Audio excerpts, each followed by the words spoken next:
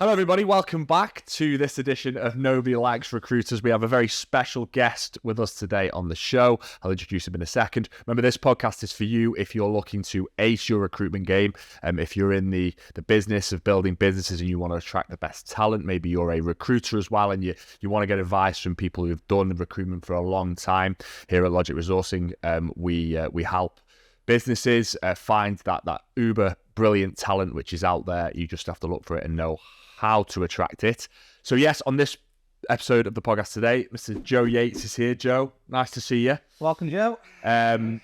Joe has built multiple businesses and is an entrepreneur, and we're going to be talking today about how he's kind of navigated the choppy waters of finding the right talent and also get some of that business knowledge as well. So this is definitely the podcast for you if this is your thing. Right, Joe, let's go back to the start. So, as I mentioned there, you've built businesses, you've been very successful. How old are you now? 21, is it? 22.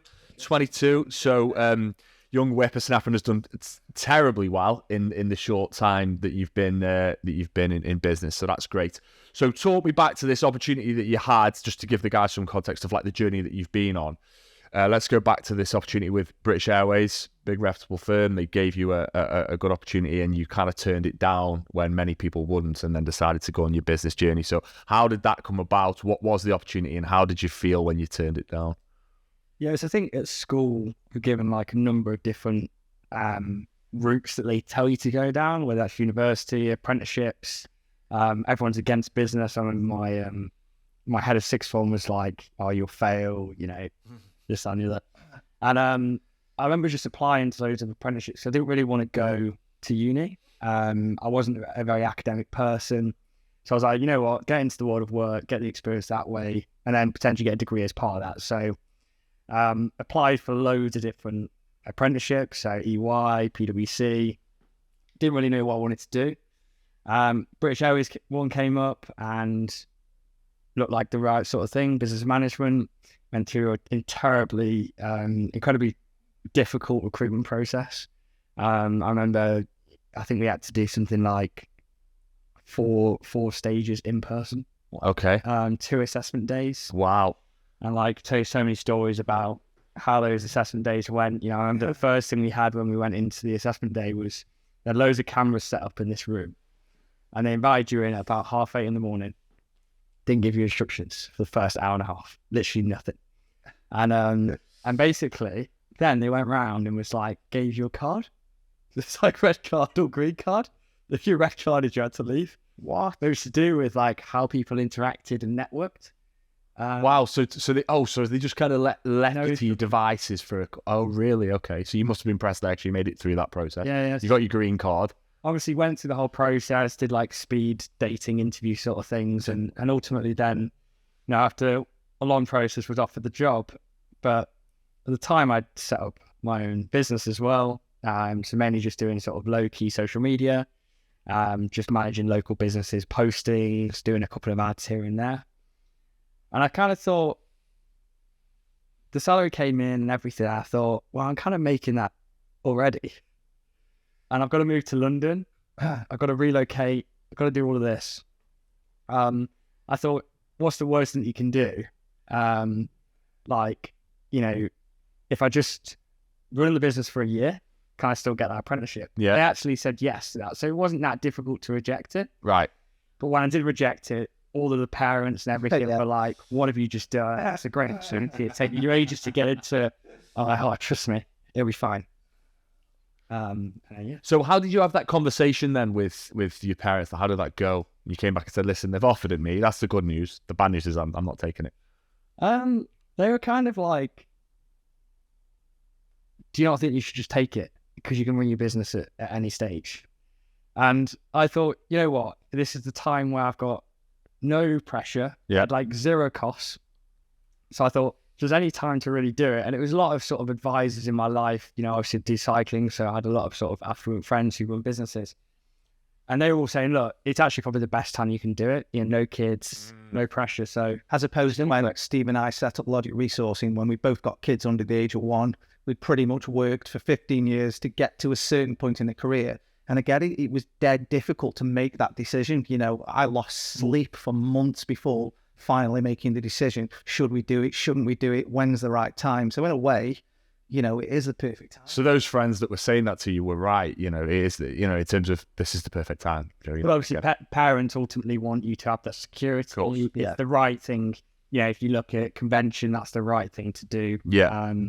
But the rest is history, really. Well, I think the fact that you made that decision and you turned down a big beast like British Airways, that says to me something about your character, and it's no surprise then that you've gone on to have the success that you've had. So can you talk about... Also, the pandemic happened as well. So if you were at British Airways...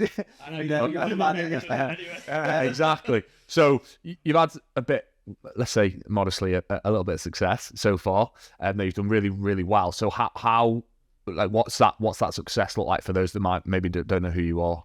Yeah, so the main business I ran was a social media advertising agency that then evolved into performance marketing agency, which is where we met. Yeah, went through a load of different changes. So eventually evolved into really working in the e-commerce sector with e-com brands, mainly because we could track results and really show the work we were doing. And that business scaled incredibly fast, got to about 1.5 million in turnover. Nice. I think when we met, Joe, I think it was just yourself, wasn't it, in the business through networking circles. I remember it wasn't too long before the pandemic happened, and I remember a conversation that we're having is that, I was saying, well, Joe, you've just started a business. Marketing is one of the first things that a lot of businesses have looked to cut during the pandemic, and your approach was quite refreshing for somebody, who was quite new to business. You were like, well, do you know what? I see this as an opportunity. I see this as, you let me have an opportunity over this tough time, and I'll show you how performance marketing, social marketing can still help, during this tough time. And it turned out to be a good stance. Joe, where does that attitude come from? Because the things that, what you said to Lee there in terms of it's a tough time, but I'm going to prove my worth in it. Where does that come from, mate?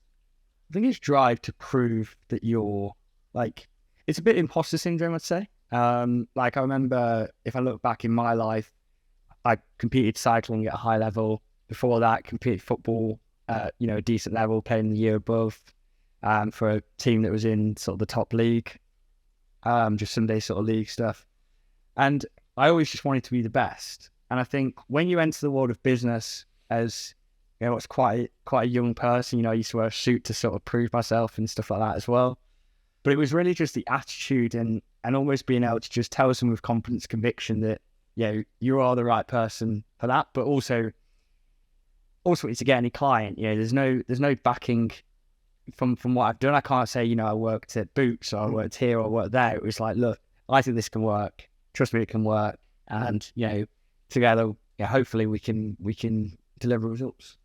Right. Okay. But in terms of this, I mean, I think what I was getting at there is, have you got parents that are entrepreneurial? Have you got an uncle or Uncle's highly entrepreneurial. So right. So it runs in the family, is it? He has a successful business, but I think all of my family are hard workers. And from a young age, it was also always drilled into me that you did not get clothes bought for you. Yeah. You didn't get anything put on a plate. I was in cycling, so from a young age, I was selling people's bike parts and all bikes for commission because my parents wouldn't buy me a bike. So if I wanted the better bike to be able to compete at races, it wasn't like my parents were saying, "Oh, here's £5,000 to go buy you a bike," or even £500 and £50. It was like I had to earn everything myself, and I'm grateful for that because it allowed me to really understand that to get results, in terms of, for me anyway, it was cash, so I could buy stuff. I had to work hard, and that then relayed over into business.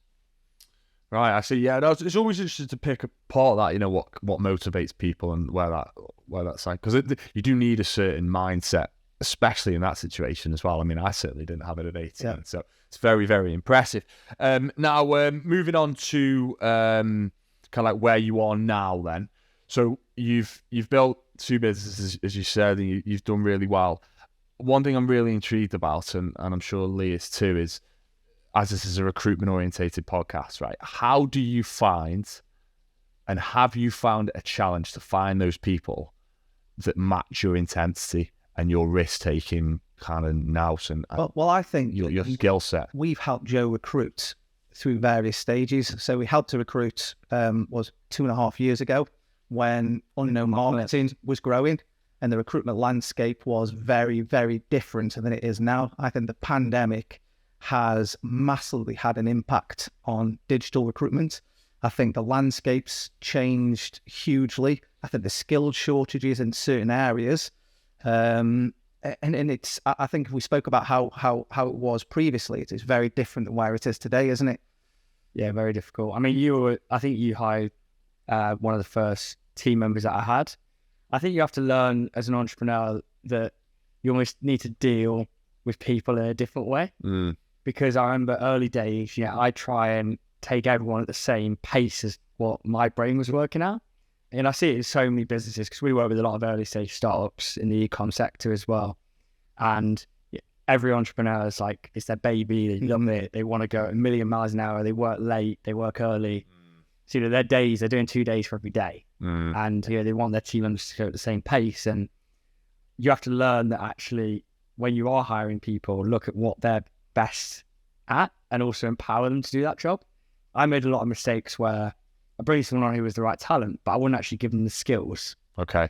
Or not so much the skills, but the tools and the power to do their job the best they could do, because I was such a control freak early day. What was it? I mean, it might have been a little bit of that. I don't doubt it, being a business owner. But was it also the fact that you hadn't gathered your own experience of working for anybody else properly? Is that fair? Definitely, and managing people as well. That's one of the most difficult things is managing people. And you bring one bad person into the team that's not culturally fit. Yeah. They can kill the whole operation, especially something like a marketing agency or any business, really. Why do you think it's more pronounced in a marketing agency? Mainly because the culture is just, everyone's very sort of tight fit. There's a lot of stress in an agency because stuff goes wrong. There's a lot of pressure from clients. It's one of the only sectors where you take engineering, for example, you deliver the project, and then once that project's delivered, you might have maintenance and stuff, but it's delivered. Yeah, it's happy. It's not subjective. So the client, well, I don't particularly like this bit. I mean, it's either it's built or it's not, right? It either works or it doesn't. I see what you're saying, but with when you're running a marketing agency, it's like, oh no, my preference, I just don't like that colour you've used, say, for example. Yeah, or you can design, again, I remember we at one stage did quite a lot in design, and God, I'm never good back there. But, you deliver what was really nice, and then they'd sort of be like, well, it's not really exactly what we're looking for. And you go through iteration after iteration. Yeah. And eventually make no money because you just burnt through all of the resource time. So, again, you're then looking, well, was that design the right person? And actually you have to put in a lot of processes around, am I guessing the right person?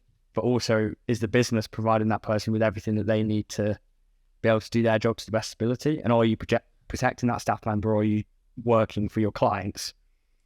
Is Joe unique here? You work with a lot of business owners. Is Joe unique in terms of having to learn that about, staff and actually thinking these people are not, for want of a better, on the same level, as me? They haven't got the same dedication and desire. I think one thing you will learn is when it's your own business and when it's your own baby, nobody will love it as much as you do. Nobody will put the same dedication in. I think Joe was in a unique, I used to get emails from you at 3:00 in the morning and then emails at 11 o'clock at night. So I used to think it would work through the night, and he would put that much graft and dedication, and he'd see the activity that he did. And I think you will always struggle to get anybody to match that. Where you started a business so young, I was, 35, 36 when I started a business. I'd, gone into corporate, phones for you, worked my way up, learned from people above, learned from managers. I've experienced great managers, bad managers, taken bits from the good managers, then I've managed small teams, that I'd worked my way up. If I was to try and run a business at 20, then, it was a complete non-starter. And that's a credit. That's even more of a credit to you. Credit to you, because you pulled it off, and you've had to learn on the job, haven't you? Yeah. And it was tough, right? But I think what really helped me was being able to lean on people like Logic, Lee and Steve, and use that knowledge to be able to hire the right sort of people. Yeah. And also, it wasn't just about saying, right, I need a head of marketing, or I need a paid social manager, or an exec. The guys here really sort of looked at it and went, right, this is how we think it should be structured based on what we see from other agencies we work with. So that then allows you to understand that, because a lot of agencies are born out of someone works in an agency, build a great relationship with a client, they leave, poach that client, and then they poach all of the decks and everything. Similar to recruitment. Similar to recruitment. Yeah. And they just structure it the same, which is why so many agencies are so bad at what they do. Right. Because their agency bad. They create an agency based on exactly that, based off a blank template. Yeah. Same as recruitment. Yeah. Exactly. Where like we were just inventing this agency out of like no experience whatsoever, and obviously we bring people in. They're like, oh, we think we should do it this way, and I'm like, no, we do it this way. And again, a lot of similarities to Logic, because Steve and I, the team, we'd never worked in a recruitment agency in the past. We'd worked with some agencies, some that were good, some that were bad. All of our experience was kind of learned internally. So again, we were making a lot up as we went. When we first opened the doors, we didn't know if we could compete with Michael Page, Reed, the big boys. Turns out they're the easiest competition to compete against. Yeah. So a lot of similarities. Obviously, you now drive a Porsche, I don't. So but you drive a Tesla, Lee. It's not a million miles away. It's certainly a lot better than the Nissan Juke that I drive. Anyway, moving on. So let's talk about digital marketers at this moment in time. So, given the nature of your agency, you're always looking out for these people. What skills right now are hot, and what types of digital marketers are you looking for? And which types of digital marketers at the moment are doing the best, Joe, in this environment? It's really interesting. So, Please do suffer in silence. Continue, Joe. Sorry. Yeah, so I think the digital marketing space is changing massively now. And anyone who works in that space understands that there's a lot of change from where, take paid search, for example, you've now introduced Performance Max. So all of those qualifications that people have had are almost a little bit in the bin. Redundant now. And again, paid social, I was talking to a client the other day who TikTok had just released, obviously, TikTok Shop in the last year or so. And part of that now, you can run ads within TikTok that people buy within the platform. So all of those skills that we know from Meta, previously Facebook, Twitter, all of those other platforms are almost a little bit redundant. So what I really look for now is, yes, how many years experience you've got, and let me see the campaign performance that you've delivered. But actually, it's okay. How up to speed are you with the latest trends? Yeah. Do you realize that on running TikTok Shop ads, you can scale those ads to, from 0 to thousands, tens of £1,000s a day, and track all your results? And it's amazing how many people I speak to that aren't capitalizing on Performance Max, aren't capitalizing on the latest TikTok and trends. And this is brands and candidates. And why do you think that is? Is that a case that they just don't love it enough to be in it and like watching and focusing on these trends? Do people become complacent? I think people are scared of change. Like, again, but something I always talk about is embracing change. And we used to have there's a platform called Slack that obviously you didn't do internal chats on. And we used to have a channel, which is like a group chat within this platform, that was all the changes in social, changes in business, basically any change that happened. We used to have a leaderboard in the office, a bit like a sales leaderboard, that would track who was giving the most change and saying these are the latest trends, these are the latest changes in business. And what that allowed for was a really almost competitive nature in our agency that allowed us to see what was changing. And people would be, researching in the morning, going, what's changed on social. So we were able to pick up on trends faster than anyone else. We're able to embrace change. So, recently with the release of ChatGPT and all the AI revolution we're in, our whole agency is embracing that technology. If the value of it is better than what we're doing now and we can be more efficient, then we embrace that. Where again, you ask a couple of questions in interviews and people are like, "Oh no, I don't think it's very good." And it's like, well, actually, it's there and it's going to be there to stay. There needs to be so much development in it, but ultimately it's there. And I remember again with TikTok, when TikTok released, we set up a work experience group on Saturday mornings in the agency where we got young people from schools in and really just started seeing what was changing in their world. So, you know, what was happening on TikTok, and, you know, they got skills around social, so they were able to see the skills in what we do. But we were able to be really early movers on TikTok and TikTok ads and embrace that, where a lot of brands, even now, I spoke to one the other day, they were saying, oh, we don't really want to advertise on TikTok because our audience is 25 to 35. I was like, that's like the most perfect age right now, because they've got more money, and a lot of them are on TikTok, of course they are. It's an industry that's changed so much, or ever changing, as digital marketing. I don't think there's an industry out there. And, you know, I always say to people recruiting, whatever the role, you know, if you're looking for a unicorn, then it's never going to happen. So the mistake a lot of people make is, you know, digital marketers, we want somebody with this experience that's used this platform. But when everything's changing so much in different companies and different demographics and different target markets, I think now what becomes equally as important is somebody's got to be adaptable. Somebody's got to be interested and have an appetite to learn. Although somebody might not have had experience in that, I think if they can demonstrate the ability that they've learned and developed in the past, is that enough for you, or do you like people with experience in?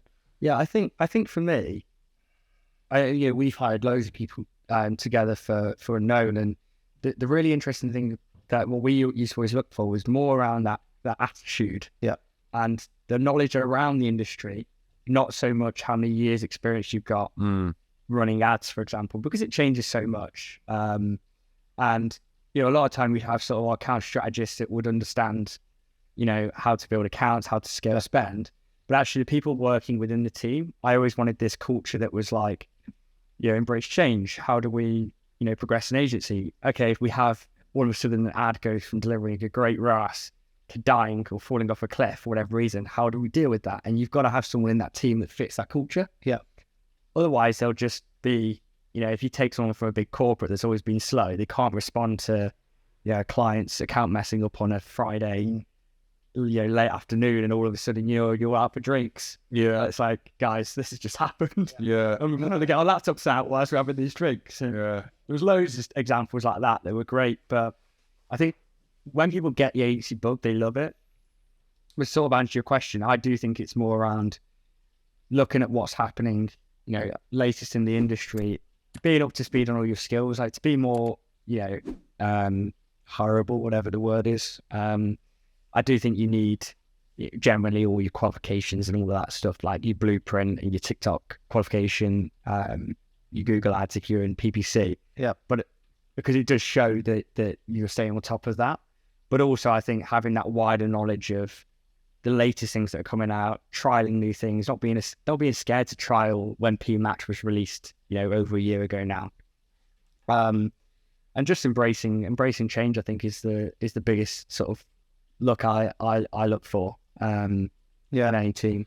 How does the skill set vary from the different various roles that you recruit for within digital marketing? So you've mentioned a lot there about people who are, you know, aware of how to structure and build an ad, but what about the creative side? How do you go on and employ creatives? Creatives are tough, right? Because you see, I mean, I've hired quite a few over the last few years.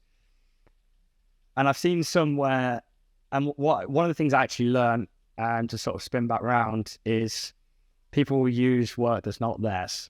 So you really need to, like the best thing I learned was giving people tasks, but giving them relevant tasks that will let them have a taste of the work they're going to do, but you're not also taking the piss out of them a little bit. Right. Like I've seen a lot where companies, a bit like the BA thing, right? Like, if I'd not got that role, I would have been so annoyed because of all the time I'd wasted traveling down to, you know, Heathrow, their head office. You know, it's a lot for, you know, whatever I was then, 16, 17-year-old to do. Must be 17. Can you imagine making a marketing candidate jump through those hoops now? They will be gone. To be like, you would just get nobody at the end. Not even have an interview in the day. So those creatives. Creatives. So, you know, with those guys, I think if you give them a task and it's, you know, it's not hours and hours of work, but you can really understand, okay, that's where you've come to with that design or, you know, that ad that you've created.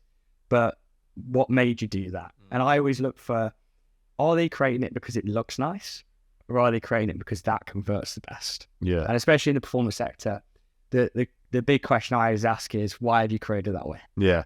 And like, let me understand your mindset as to why this is here and why this is here. And that's what clients always ask me. You know, no client is ever like, these are the ads I want to use. You get some, but you know, the actual like fast growth ones are always like, you tell me what ads you need creating, and either we'll go to our creative agency and design them, or we'll use, you know, creative partners or the guys we've got internally if it's more basic sort of stuff for TikTok and stuff. So, but again, you know, I think them being able to relay why they do it that way and the strategy behind it is more important to me than the end design, because I'm looking for someone that can progress and be that head of creative or head of digital that can actually say, these are the creative we need to do, because digital's changing now. It's all about the ads. You know, the TikTok shop ads that we're running now, you don't have any targeting in them. Literally nothing. You don't even have to write the ads anymore. So you have no copywriting. All you do is you pull the post from their organic, you put that to the ads manager, and you promote it. Really? It's like boosting. So when you, oh right, so you don't have to pull the file off or anything. You just literally take the published from the organic. And that's why it's very important to grow organic now as well. Yeah. And yeah, Meta have just tried it in the US as well. That's going to be rolling out in the UK on platform shopping. So where the world's going now is called social commerce. So eventually on social media, everything you'll buy, similar to Marketplace, to be fair, that people have been exchanging on there.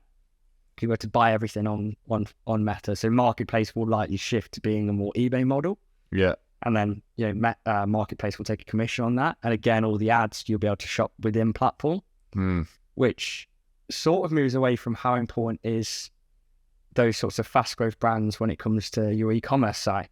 Obviously, you still need to put Google, but I think the biggest growth is going to be in social commerce. Yeah, that's very interesting. That's something I'll talk to you about after the podcast as well, because I've become quite familiar with this as well. So yeah, very, very interesting stuff. Okay, so we've spoken about how you know, in fact, actually, no, let's just go back to in terms of identifying someone from a cultural perspective, in terms of fitting in with your business. When you're in that recruitment process, Joe, what is there anything you do? Is there any tests you put them through? Is it just a case of you working off your intuition and talking to your colleague and saying, is this guy or this girl the right fit for us? So I obviously always bring in team, because they're who they're going to work with. And I used to have a habit of sort of being like, oh, they're really good, just put them into a team. And it's like putting a square peg in a round hole, something to say. Where now, for any sort of, you tend to get them to interview initially. I'll sort of come in at the pitch stage. And in an agency, anyone who works in that space knows it's all about your slide decks. Everyone loves a slide deck. And it's amazing how many bad presentations I see from a design point of view. It is really bad. And I was a sucker for a good presentation. But I'm a sucker for that. Because I'm looking at, okay, well, if I'm doing a pitch deck, I want to be able to just give that person the Google Slides link, and you can just go and design me something that's really nice, and I'll be happy. I do like shiny things, so that does obviously help, but there's so many I see where they don't have a nice presentation and the presenting skills aren't good. I think that's sometimes down to the agency not allowing that person to pitch. Right. Or allow that person to talk to clients. They haven't been able to hone their skills. Because where we were different was we all of our team spoke to clients, execs spoke to clients. Where in a lot of agencies, you have account managers. That's the single point of contact for any client. Yeah. We let the client speak to our team because we wanted it to be an integrated. I've always thought that's quite risky, by the way, having the one account manager, like just a single point of contact. Because if they leave, or yeah, just but kind of crazy though. Always strikes me as because then it also very efficient. I suppose it is. You haven't got multiple, but also not at the same time, because you have to have two people for every one person. Yeah. Like what we wanted to do was basically pay slightly more and have a person that would be running that account and be able to then go and speak to that client about that account. Because then the client's building a really good relationship with the person who's running their account, rather than some guy or girl who literally knows nothing about marketing. Of course. But again, similarities in recruitment. Like some recruitment agencies are so fearful of the individual consultants having relationships with the clients, because if the consultant leaves, they might take the client away, that they want to keep the whole the relationship themselves. But really, from my perspective in our team, we encourage everybody to have those individual relationships with the business, because in order to recruit to culture, which is what we're talking about, They need to understand, to have that relationship, to know the ins and outs. And I think if you start introducing third parties and passing down secondhand information, it's a lot more difficult to get that right. I think culture, like we went through a number of different stages. Obviously, we were growing, super fast, a young business as well, with lots of, client change from like who we wanted to go after from a ideal client profile point of view.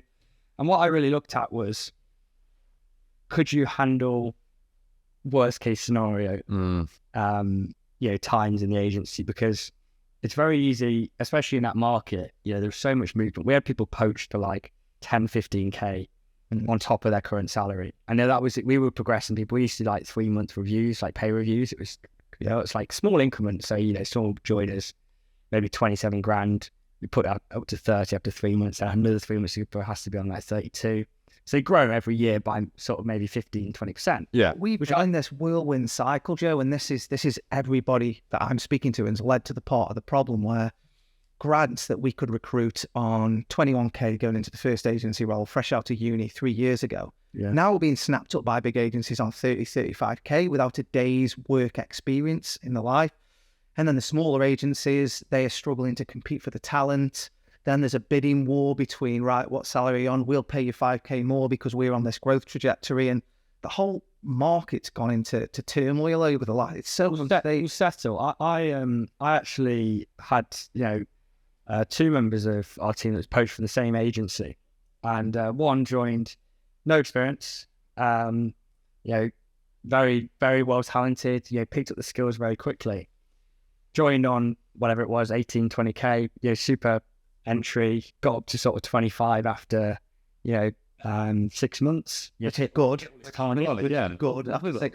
Then 9 months, he managed to take on loads of accounts. So you've been training him along the way. So literally, we put him to support 30. And then this agency came along, offered 40 grand to someone that technically only had really 3 months of experience running the accounts. And I sat there in the meeting and he was like, are you going to match it? I was like, well, no. Yeah. I was like, if you look at like, you came into the industry, wanted to get into the industry, I gave you a chance, or you say, and then you realise actually that person, as much as I liked the person, I, got on with them, they were good at their role, they're not culture fit because they'll always jump for money. And you don't want that, because actually, if you look at what you've done as a business, you've progressed that person significantly, not just on salary, but on skill.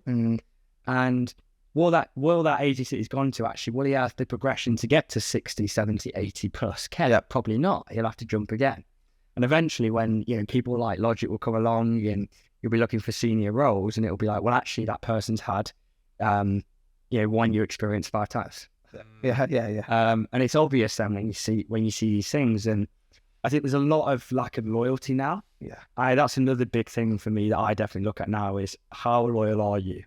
Are you looking for this to be a 2-year stint, or are you looking to stay at this company much longer? And I think that's going to get more and more valuable, because more companies will realise we've had to poach people for money early on. And that bubble is already starting to pop. You see all the tech companies making redundancies left, right and centre. That will eventually start happening in digital, because these platforms, it's getting easier to advertise. And Joe, I think that is happening now, because the digital talent that I speak to and the people that I know that work in agencies are getting approached by other agencies, by other recruitment agencies about other opportunities 10, 15 times a week of the same. Every agency is saying the same thing. The grass is greener on the other side. What is your salary? We can up it by 5 grand. And it's the same pattern out, which is turning people off the likes of LinkedIn. They're just not responsive, not receptive.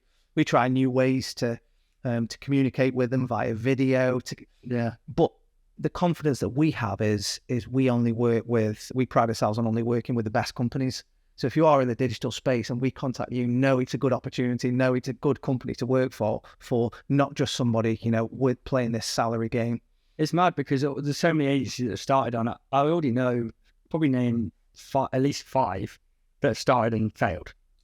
Because it is hard. But the challenges as well, they offer these people big salaries, but don't understand how you actually have to run that agency. Each staff member, you basically need to be making 10 grand per monthly recurring revenue for each staff member you bring on, including yourself. So when you put that into metrics, people are all floating these salaries to win some work, but they can't retain the work. No. And a lot of people can't sell at the rate that these agencies will lose clients because clients aren't signed up to 12-month contracts anymore. Yep.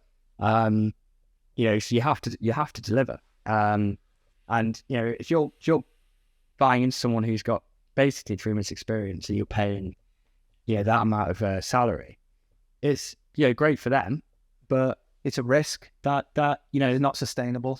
So I'm really looking culturally wise now. How loyal are they? I don't really want someone for 2 years because it takes so long. It takes us these guys are great, but it still takes us a lot in terms of that pipeline. If we started now, it might take us at least 6 weeks to find someone, and a lot of them are 3 months notice. Yeah.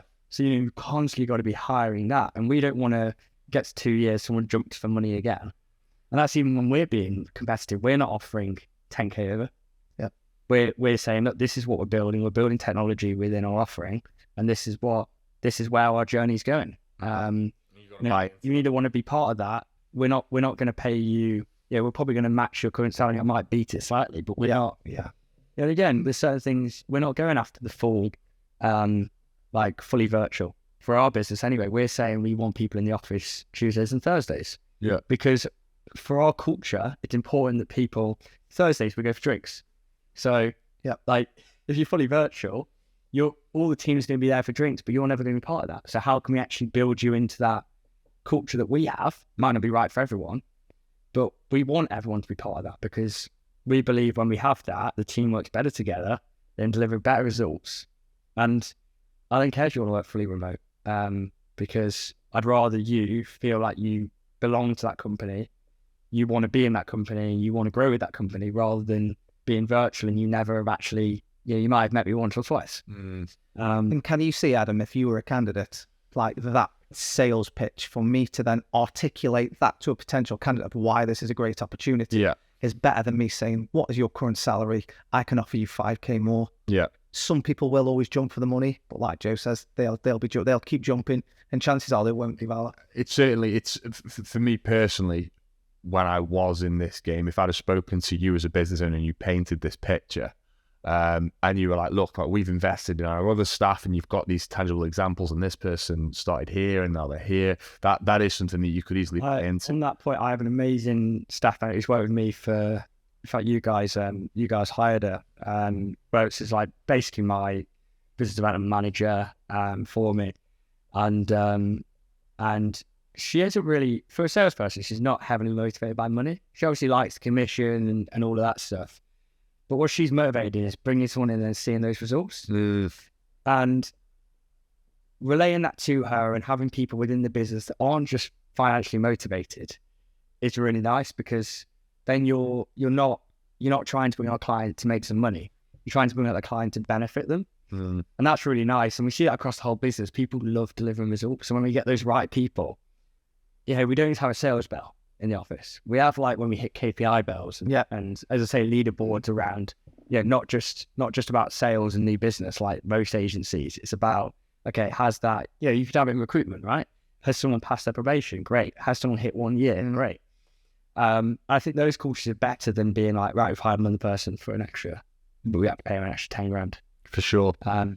So you've been really candid, and you've it's been really interesting to listen to you. Is there any kind of one single mistake that comes to your mind in terms of when you've been recruiting? So one thing you look back on and go, I really did trusting up there. Trusting what they say. So that's not one solitary example, that's happened multiple times. Oh yeah. I mean, when you're in sales, right? I'm sales, I look at big pictures all the time. I'm like, massive thinker. You trust a lot of what people said. See it in, I was very young, naive when I was growing the business, and I even see it from what I ended up buying into, film production. We, before these guys, were paying crazy recruiting fees, like 25%, for example, and being given candidates that weren't actually then good for the business. And you learn through those mistakes. And I remember, hiring candidates, you trust exactly what they said. And, as good as that is at the time, you then find out what they're really like, what they really rang. So, okay, you might have worked at THG, the Hook Group, but did you actually run that team? Were you actually responsible for their KPIs? and you learn how to ask those right questions and really drill down. I think that's why the tasks that we do are really important, because they drill into who that candidate really is, what their role is. And I always say to people, we rejected someone the other day who was perfect in terms of skill level, experience level, everything was perfect. She's one of our candidates, by the way. So, and I sat there in the meeting and really wanted to hire her. I really, really wanted to hire her. But unfortunately, she wanted to move internal. She wanted to work on big brands. That was her vision. It wasn't to work for this startup that was building this technology and doing all these different things that would be good fun to be part of. But I know she'd always want to end up where, working for, Dr. Martens, for example, which was in this person's case, the goal. And I sat there really annoyed because I wanted to hire her. But I've learned that if it's not right for the candidate, you still shouldn't take them. And we never mind that feedback, by the way. I know with Jess, but it's part of the process. We'd always prefer to get it right first time. We don't want to be re-recruiting the role exactly. in 6 months' time. And it's not right for them either. And I think a lot of businesses go, yes, we've got them. They don't think, but is that role actually right for the candidate? Yeah. And I think that's really important. So you need to dig down into, are they actually telling you the truth? Because a lot of people tell you what you want to hear. And that candidate came away and said to me, I loved the company. I loved all the guys I met. I really, really wanted this to be the opportunity for me. But deep down, and I was really honest at the interview and said, from everything I've learned today, although this could help me and I'd accept the role and I want to work within 3 or 4 years, I want to go into, and it wouldn't have quite been right, but we could have closed her. Yeah. Easily could have closed her. Yeah. So easily. Yeah. You shouldn't take them a job, slightly more money, better experience than what they're currently getting. But it wasn't right for, but it's got to be right, yeah. So if you can, try and condense some advice down for me in terms of what business owners should look for when recruiting someone in digital marketing. So I think number one, look for are they embracing change? Are they looking at the latest trends? Drill down into, are they actually the right person for what you're looking for? Do they have responsibility of those accounts? Are they active in those accounts, or are they just strategists? Because that's something we've learned as well. Now, 3, is the company right for them? Because there's so many different agencies out there and people working digital marketing that if you're an internal brand recruiting, then are they actually doing those skills that you expect them to do? Because there's so many different responsibilities that you have. Yeah. Some might be just account strategists that actually do the work, but you expect them to do the work. They're not going to enjoy that job, so it's not right for them. So I think always drilling down into what do you actually do day to day, and this is what we're expecting you to do day to day. And then if they marry both and they want to work with your size of business and the clients you work with, great. If it doesn't marry up, be honest with them and say, look, we actually only work with clients that spend 80 grand. You're currently working with clients that spend 300 grand. Do you know how to work on that? Do you know how to manage that? Because it's a different beast. I think if being that honest within interviews allows you to get the right people, otherwise it'll end up breaking up anyway eventually, and they'll move on because it's not the opportunity they thought it was. Understood. And what's the biggest mistake that you think recruiters make? Shoving candidates down your face. So just if you're talking agencies, I mean, with these guys, and we've worked with a couple of other one other really good one as well. And they really only give you the candidates that are actually qualified, and they think are going to last. They're more recruitment partners, I'd say, than recruitment agencies, and they care about the outcome. I think the bigger boys, and I get why, their businesses are extremely successful, and I think it's they are impressive, but a lot of those recruiters in big agencies have targets to hit. It's a very stressful environment. I know a lot of recruiters in them. And ultimately, they're all very financially motivated, which is why they're so good at finding candidates. However, they don't actually fully care about the client at the end of the day. Where agencies like Logic, they're they're actually really focused on get the right client, because the time that invested in the first client, I doubt you guys actually make that much money from it. Yeah. But it's those ongoing relationships where we build out pipeline, we build out candidates, sorry.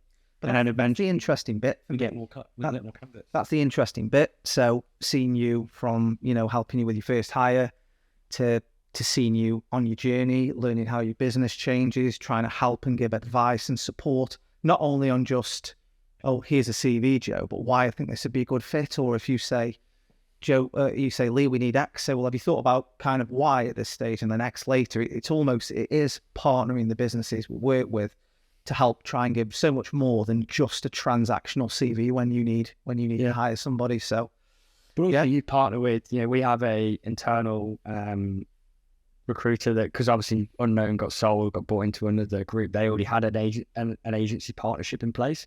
They have a very sort of similar relationship, but even they sometimes struggle with candidates and stuff, and they partner with Logic. So we still get to work together, although I'm not in the same situation I used to be. Yeah. But that's perfect because they understand these guys are very similar to what we look for, and they're the only partner we work with. So, right. Well, it's fascinating stuff. It's been an awesome episode. It's been a really, really good episode. Yeah. If you have, thanks, Joe, for coming on. Where can people find you then? For those that don't know, I mean, you were talking a little bit. I won't use a swear word, but you were being quite nasty about LinkedIn earlier. Is that somewhere you don't want people to find you? No, I think LinkedIn will stay around. But you got your website, haven't you, now, which is very nice and well designed, as one would expect. Yeah, got my own website, so joeyates.io. The guy who owns .com, they would sell at me. Really? He said he's had it longer than I've been alive. Okay. There's no money he will take that will even. So I asked if he could put it in his will that it goes to me when it's out. Respect. Thanks for coming on, buddy. Yeah. Always a pleasure. As always, thank you for watching Nobody Likes Recruiters. Give us a like, subscribe, and share this episode if you can. And we will see you next time. All the best. Not only can recruitment be a rather frustrating process, it can also be pretty time-consuming. But thankfully, the team at Logic Resourcing can take all that pain away from you. Lots of agencies say that they do recruitment differently. We've all heard it. But as you know from this podcast, both Lee and Steve at Logic genuinely mean it. Now, put it this way, 94%, yes, that's right, 94% of the candidates that they submit attend their interviews. And Logic have a 90% success rate on exclusive assignments. That's pretty impressive. So if you're looking to ace your recruitment, make your life easier, and find those diamond candidates, start by letting Logic take the stress out of all of this for you. Give us a call or email info@logicresourcing.com.